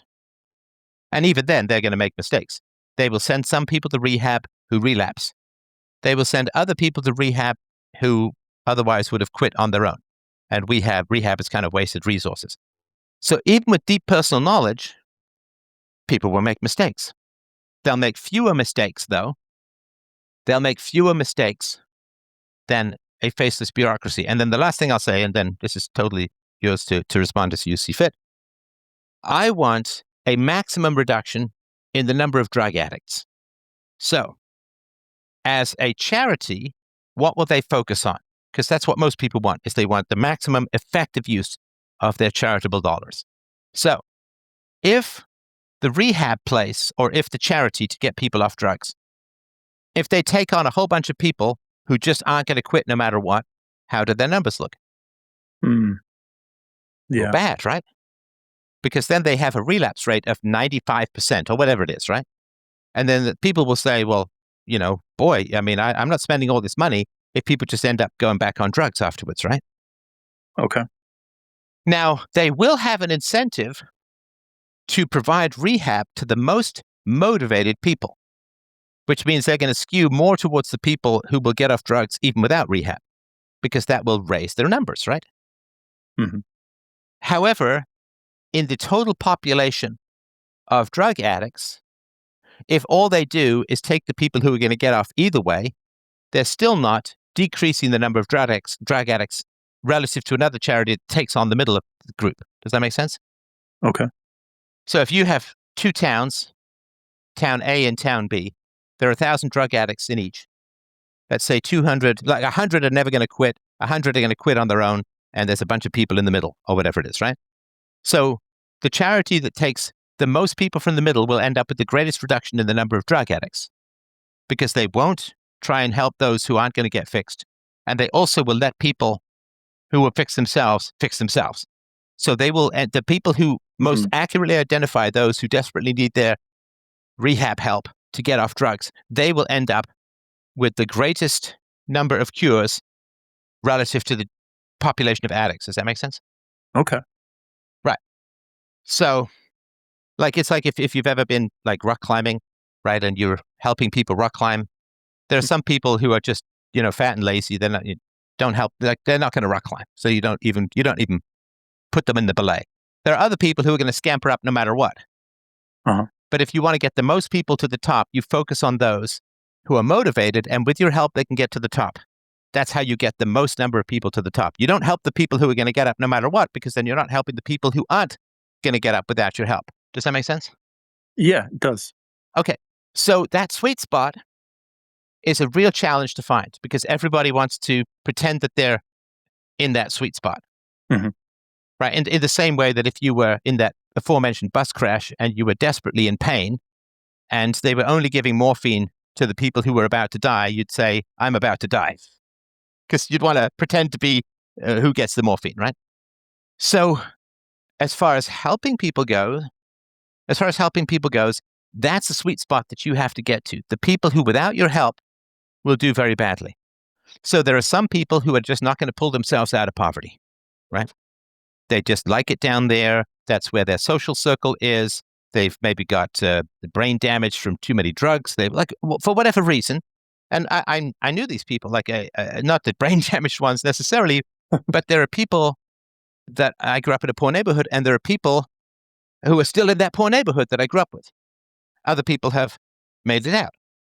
And I mean, some of them I even gave jobs to when I was an entrepreneur, right? So, but they just didn't, for whatever reason, right? This is where they were comfortable. This is where their social circle was. This is, they didn't want to go through the discomfort of changing classes. Because, if you've ever gone through that process of going from poor to middle class, it's pretty freaking awkward. And you have to be willing to get a whole bunch of stuff wrong. It's like moving to Japan or something. Wait, could you repeat that again? The moving from poor to middle class, is that what you said? Yeah. Moving from poor to middle class or poor to upper class is very difficult, emotionally, psychologically.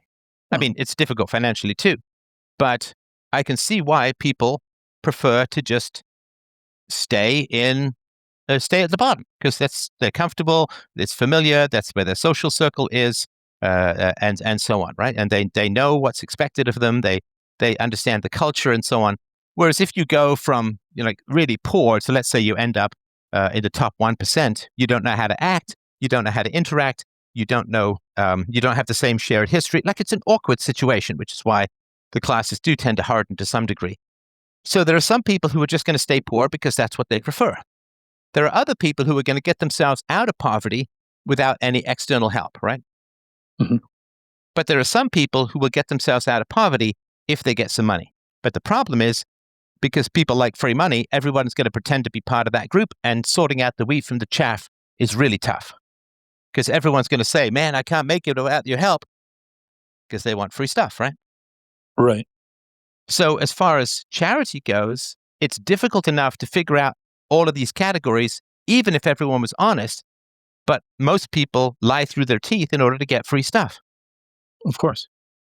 So, I mean, gosh, if you've ever seen a family dissolve into the War of the Roses because of some inheritance, man, you've seen just what happens when there's free stuff floating around, how people lose their minds and just lie and cheat and battle and sue and all this kind of stuff, right? God forbid there's a cottage that needs to be divvied up between 3 kids. Like, God help you, right? So, silverware's a little easier, but so as far as charity goes, it's really difficult and it's really complicated. Some people, you need to give them direct financial assistance. Some people need a little bit less direct financial assistance, but they need healthcare. You know, maybe they've got Crohn's disease and they have trouble working because they're in constant pain. Maybe they've got some sort of liver ailment, which is draining their thyroid ailment. Or, you know, I mean, as I'm sure everyone has met someone over the course of their life that has Lyme disease. I mean, Lyme disease is, well, what happened to Bieber had it. There's a lot of celebrities seem to hike in pretty bad neighborhoods or bad places, right? Bieber had it. A friend of mine in the music industry had it. And or they live near Lyme, Connecticut. maybe where the potential bioweapon was released. But oh gosh, who's that? Lay down, what you yelling for? That skater boy, Avril Lavigne. She had it too, and she was out of commission for years because she was sick. So, you know, giving them money doesn't cure their Lyme disease, so they need healthcare. Other people have psychological issues and they need counseling, and other people need tough love. Some people need a hug. Some people need a kick in the pants. Like, it's all really complicated and has to be very specially tailored to each individual, with the additional layer of the fact that everybody's going to bullshit you and try and get something for nothing. And not everyone, but most people, right? Certainly people who are going to be on your radar, because the people who are going to get wealthy or at least get to the middle class without charity, they're not even on your radar. So they generally don't exist unless they hear about all this free stuff, in which case they're going to pretend, oh, I need your help. I can't make it without it, blah, blah, blah, right? Yeah. I mean, there are NGOs with people coming across the Mediterranean. There are NGOs, like the people from Africa and so on, that will literally coach them on what to say to get migrant status, to get refugee status, and all the free stuff that is handed out like candy from the European governments. People will literally coach. Here's what you need to say. You need to, you know, do this, and they'll teach them, you know, you're a persecuted Christian, and here's the catechism you need to remember, and here's what you need to say, or you're gay, and right, they will literally coach them on how to get free stuff. And there will be, like, the moment you start handing out charity, there'll be a bunch of skeevy industries that emerge to teach people how to fake whatever standard you have for giving free charity. So it's a game of cat and mouse. So as far as helping people, it's crazy complicated. And I think of one example is the Dr. Phil. They called the Dr. Phil family. This was many years ago on the Dr. Phil show. It was a family, I'm going off memory here, but there was a doctor and he had his wife, and the kids were into drugs and drinking and so on. And he worked with them for years. And it was still a complete mess at the end of it. Now, this is Dr. Phil, you know, trained psychologist, all the resources known to man and God. He's got, you know, the teen camps. He's got counselors that he has personally selected who are the most effective. He's got resources to throw at this family forever and ever. Amen. And they were, as far as I could tell, just about as much of a mess after years of intervention as at the beginning. And of course, that's just one example, but it's sort of a telling example. And again, this is why I sort of asked, have you tried to help people directly and personally in your life? Because it's really complicated. I have tried, you know, the fact that I have productive conversations in these call-in shows is because I was doing this for years before. I didn't sort of just tumble out of the briar patch and start from scratch, right? I've been trying to help people ever since I got into philosophy in my teens. I've been trying to bring, you know, wisdom and virtue and values to people and teach them how to, I tried to mentor friends that I hired in my businesses and so on, right? So it's really tough, and it's real hit and miss, and you're going to miss a lot more than you hit. And so really helping people is really tough. And the other thing too is that, the question is, why do people end up poor? Well, so some woman can say, well, the man ran away, right? Okay, the man left his obligations. Well, first of all, she should legally pursue him to get him to pay his obligations. Oh, he's totally broke, or whatever it is, right? It's okay. Well, why did you have kids with an unstable, don't stick around broke guy? Because if you give money to women whose boyfriends ran off, then you are subsidizing women having children with boyfriends who run off, and you're going to get more of that. It's such a delicate operation to help people, and it's one of the most complicated things in the known universe, and handing it over to some faceless bureaucracy with infinite money, the infinite money glitches, is crazy. And of course, it doesn't work. So with regards to SNAP, and I'll again shut up in a second and let you take the convo. But with regards to SNAP, it's a brutal system because everybody knows it's unsustainable. That the debt is too big, the unfunded liabilities are too big, the deficit is too big. It is absolutely, this whole system of welfare and benefits and unemployment insurance and SNAP and child tax credits or child benefits and so on, absolutely unsustainable. So you're getting people addicted to a substance that can't possibly last, which is fiat currency. You're getting people addicted to it. It is literally, to me, like drugging someone, getting them completely addicted to drugs, and then throwing them in jail where they can't get any drugs, in solitary confinement. And, they're just, the whole system is going to go in revolt and they might not make it. So we've got people addicted to all of this free government cheddar, and it's absolutely coming to a halt, whether it's this shutdown or just the math at some point, mathematically that which cannot continue will not continue. So you've got all these people absolutely dependent on these government handouts, which can't possibly continue. And then what? Well, the threats are very clear on social media. It's not everyone, right? They're going to riot, they're going to steal, they're going to rob, they're going to attack people, they're going to, and it's going to be absolute madness and chaos. And it's going to make everything worse because they're going to trash the local grocery stores and convenience stores, which are then going to close down and not come back. So then what? Like it's an incredibly cruel system, but people haven't been thinking long term because it's just about buying the next round of votes. But so, yeah, that's sort of my thoughts on it, if that makes sense. Yeah, and as Alan Greenspan said, mathematically, we can definitely pay Social Security benefits or SNAP benefits. It's just that we can't guarantee what these benefits are going to actually buy. Is the issue. Yeah, they can print money and hyperinflate their way out, but that's then it's going to be $1,000 for a banana, right? And that's why I thought I would just enlist the generosity of a philosopher to kind of see how you approach analyzing this problem, because I think you've done a great job of kind of giving me sort of perspectives about how you look at this and the three groups. Obviously drug addicts are a little bit of a stand-in for other types of charity, but that was really helpful. And I agree that it's really important to remind people that there is no explicit, some would say there's not even an implicit social contract.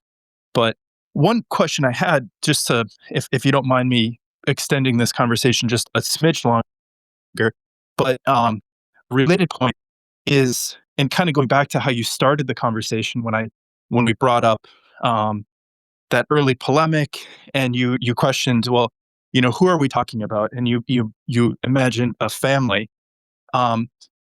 One place that I question, I kind of have a book project where I'm looking to explore this. So I'm hoping you can maybe weigh in on this, because you're a little bit older. You have kids that are closer to being adults themselves. How do you approach this idea that maybe the one place that we can have an explicit social contract would be in a family households type situation, and that might actually cultivate some sort of virtues? Because one of the places that I learned in my own life is that one of the issues I had with my parents is that there was never an explicit social contract in our household, and I think it led to a lot of disharmony and mismatched expectations where people implicitly kind of were assuming things that were never made explicit, and therefore there was a lot more trauma around what it meant to be a part of a household. And so I'm just wondering if, although there isn't an explicit social contract globally, maybe there could be one in a household, and if so, what would you put into it? You mean like chores and allowance and stuff? Yeah, or even more broad about, just maybe broaden it, just be beyond those kinds of chores, but maybe um, my book is kind of exploring this topic to try to make it more broad, because I think one of the places where narcissists thrive is actually this liminal space between what's implicit and what's explicit. And so people kind of want to shift the goalposts by constantly making the people around them think there's something that there isn't. That's about as vague a thing as I can think of, but I think I get where you're coming from. So, do you mean something like telling the truth in the family? Yeah, and putting it into writing about, like, what is it that we expect of each other? Oh, no, Yeah. no, don't put it into writing. No? My God, no. Okay, do you have it in writing that you and your wife are monogamous? Okay, so that's not been necessary for us, but that's one example. Okay, is there? Well, okay, so when you have to raise your kids to manage themselves, Mhm. and contracts are about external enforcement. So I want my daughter to exercise, right? So how do I get my daughter to exercise? Well, you've reinforced the idea that you want her to exercise, so then she's been reminded No. of that multiple times. No, how do I get my daughter to exercise? Incentives matter, so you've made it easy for her to exercise with you, playing Frisbee, for example. So I get her to exercise by exercising myself and making it enjoyable for her to exercise. Okay. I talk to her about the health benefits of exercise, which is largely abstract, right? And then I just wait for her being a teenager who wants to be attractive, right? So then she manages it herself, right? Mhm. But how would her signing an exercise contract, how would that do anything? Again, I'm open to the case. I just don't really follow. Well, it would. I guess what I'm imagining is that for families like the one that I grew up in, there's this tricky situation where things were never explicit. Like the idea that you're expected to exercise was never made explicit. So, Okay, hang on. So let's take that. Did your parents exercise? no. Okay. So how could they get you to exercise if they don't exercise? And so my idea of charity is writing a book to reach out to people and households who do want to improve the standing of their families by trying to encourage them to talk through these kinds of opportunities, Okay, like exercise as one of them. It would be to say to the parents, go exercise. Well, how could you tell your kids to do something you're not doing? Mm. It'd be like if you knew your dad was a con man and he said, well, you got to tell the truth, son. It's like, what are you talking about? You don't tell the truth. You're a con man. Right. So it's not about a contract. It's about modeling the behavior. I want my daughter to tell the truth. So what do I have to do? Tell the truth. I don't need to get her to sign a contract to tell the truth. Now, she'll experiment with lying, which is fine. Kids do that, right? And so I say, well, let it go. Point it out. If she does it more, I'll say, okay, so is that what we're doing? Like we lie now? Like, so I don't have to tell the truth anymore. Because if lying is okay in a relationship, then it's okay for both people, right? Mm-hmm. Do you want me to say, promise to you, I'll take you to the park later, and then just say, no, it's just lying? Mm. Do you want me to say, oh yeah, you can have dessert after you eat your food, and then say, nah, it's just kidding? Right? Do you want me to lie to you? No. Right? Okay. But the price of me not lying to you is you can't lie to me.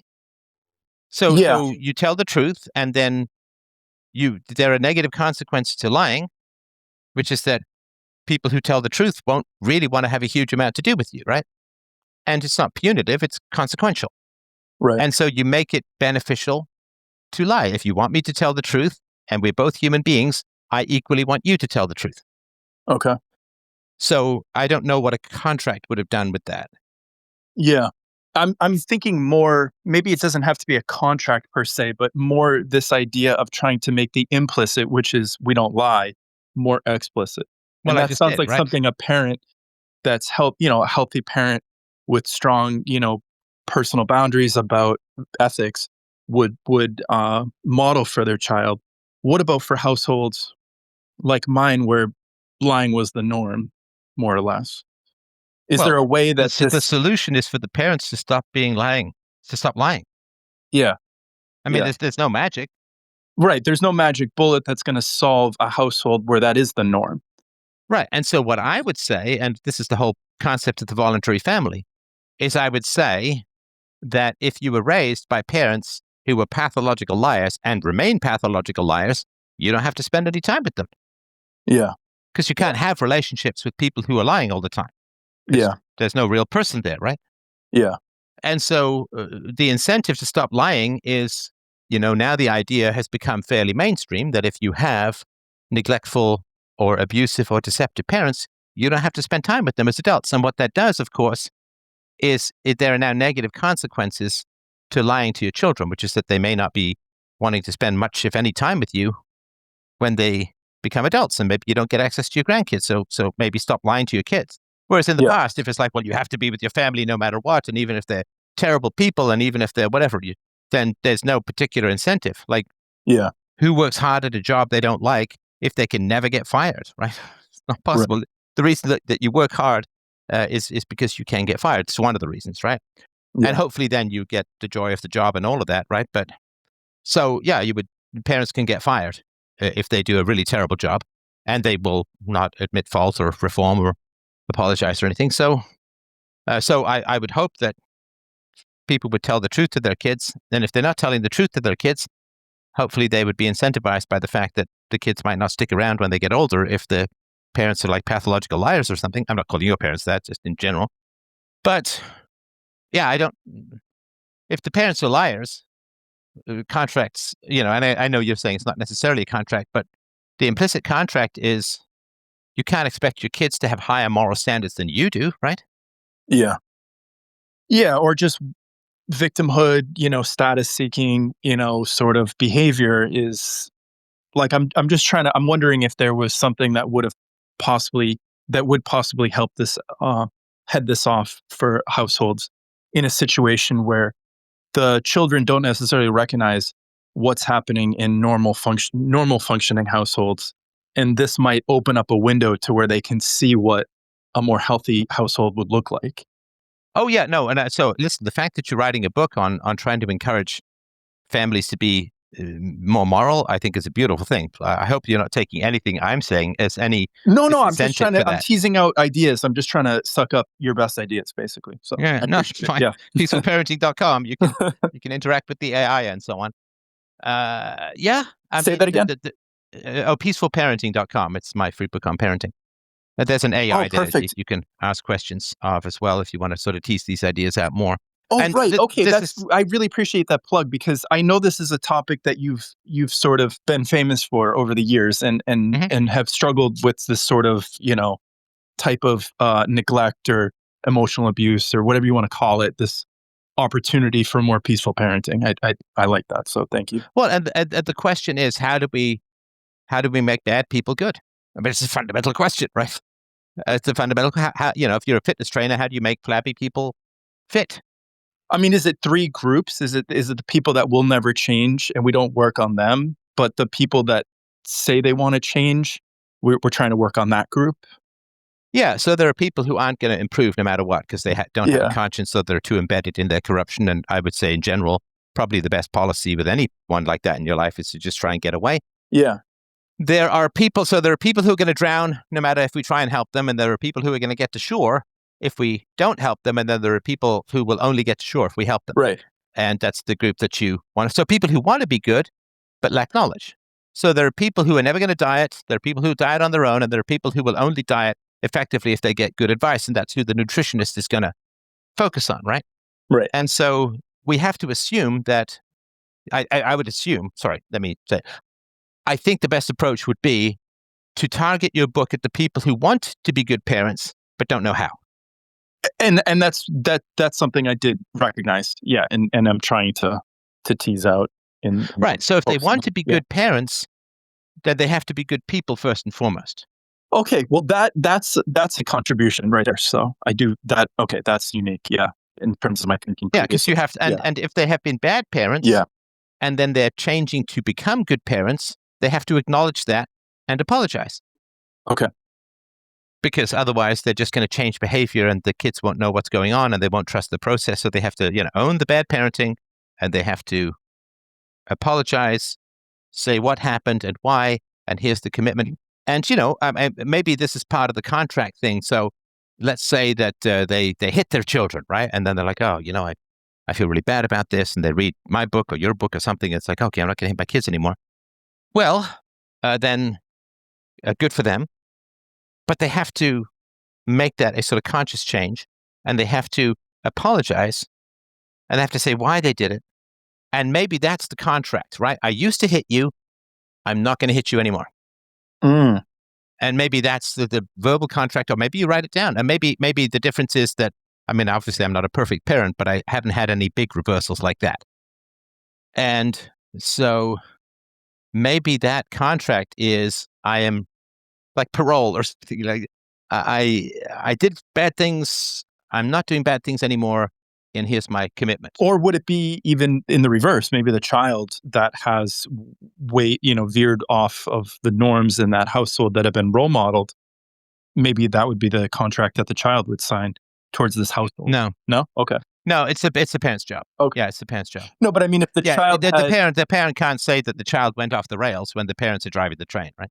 Okay, but do you think it would ever be appropriate for a parent that had modeled, proper ethics, and then the child had made a mistake to sign an apology letter? Well, no, you don't apologize for a mistake. Mm-hmm. Okay. But we're asking if the parent has modeled, so. if the parent has modeled moral behavior, and the child is doing something immoral, then at least until they're adults and right. But if the parent has modeled moral behavior and is explained theory and practice of virtue, then of course the child will experiment with negative behavior, right? Of course they're going to have peers and right. So there's going to be a certain amount of experimentation. Like I said earlier, children will experiment with lying. Doesn't mean that they're going to be pathological liars or anything, but they'll experiment with lying. And, most teens will, they go to a party and somebody offers them a beer. They might try the beer, right? Even though they're underage or, whatever it is, right? So there's going to be some, but you want them to be able to reorient themselves and get back on course, right? So if you have modeled good behavior and your child goes off the rails, and I don't mean just like they try beer when they're 17 or whatever it is, I don't know, right? Just making something up, right? That's not a catastrophe. It's not a big deal. And I'd be the last person to be, oh my God, that's the worst thing ever. I tried beer when I was 17. Hell, I was going to discos when I was 16.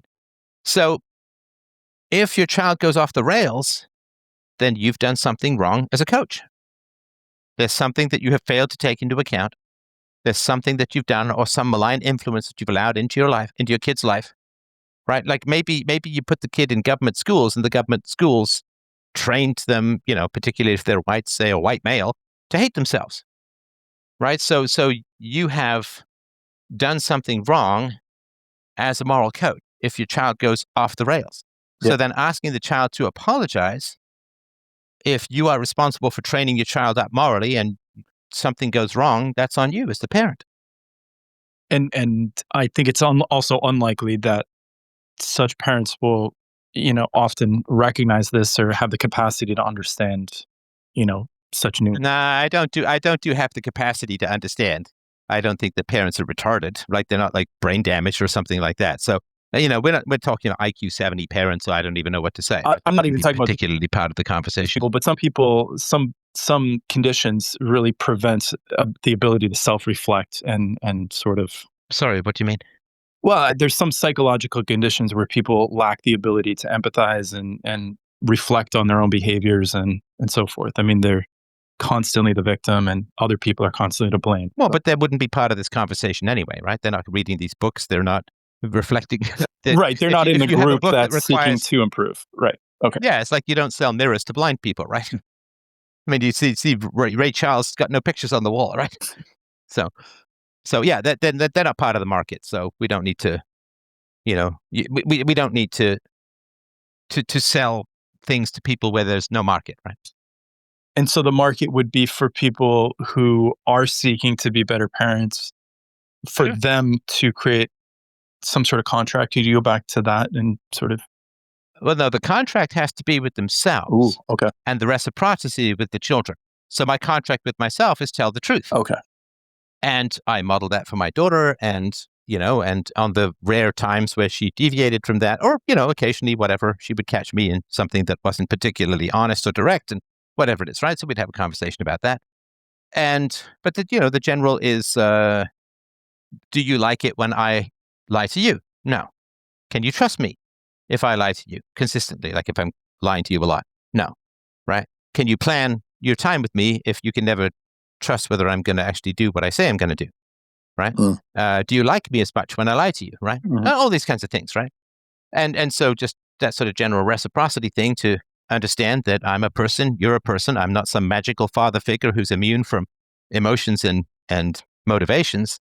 And it's not a good idea to lie. I mean, we know all the reasons why, right? Because you end up, honest people don't want to spend time with you, and you can't trust yourself, and you end up exploiting people, and you will end up unhappy. You can't love people who lie on a continual basis because you don't even really know who they are, and we can only love virtue and all this kind of stuff, right? So you just make the passionate case and you model it yourself, and to me, I mean, there could be some weird genetic thing, I don't know, right? But for the most part, if you teach your kid English and you don't teach them Japanese, the odds of them growing up and speaking Japanese are 0, right? Mm-hmm. And if you teach your kids virtue and you don't teach them vice, the odds of them growing up to be corrupt or immoral is virtually 0. Okay. Yeah. All right. So, I'm gonna. If there's thank you very much. a last question, but I'm getting kind of peckish. So sometimes the demands of the body will overwhelm the requirements of philosophy. But if there's anything else that you wanted to say at the end, I appreciate that. No, that was great. Thank you very much for weighing in on those ideas. I appreciate that. And thank you, everyone, so much for these lovely conversations. Free, you know the rule. freedomain.com/donate. If you're listening later, I would really, really appreciate it. freedomain.com/donate. Of course, I'm still trying to recover from 5 years of deplatforming, which was pretty brutal on the old income. So freedomain.com/donate. If you could help me out, I'd appreciate that. peacefulparenting.com to get your free book on parenting. There's a short version. There's a Spanish version. I think there's a Russian version out there at the moment. And there's an AI you can use for your parenting questions. Lots of love, my friends. Take care. Bye-bye.